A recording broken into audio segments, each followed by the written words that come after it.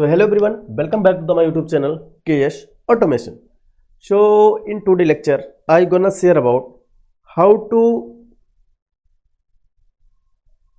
rename your application that you have created in FactoryTalk View Studio. You want to rename. Example, your application backup is ABCD, but you want to change name of the application backup 1234 underscore ABCD. Then you have to open FactoryTalk View SE Application Manager. If you don't know about, so you can see my previous video. I already explained what is the FactoryTalk View Application Manager.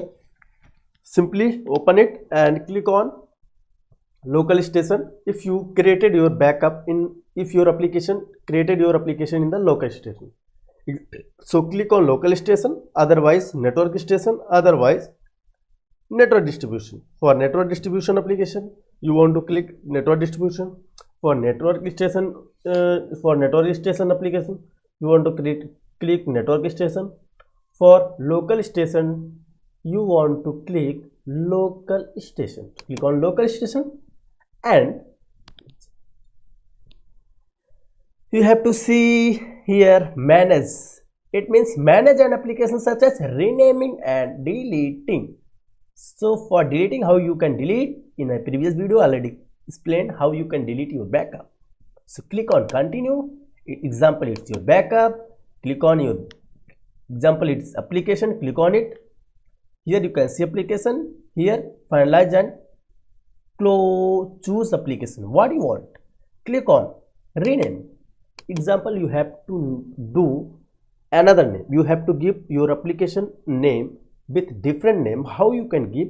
Example, YT learn,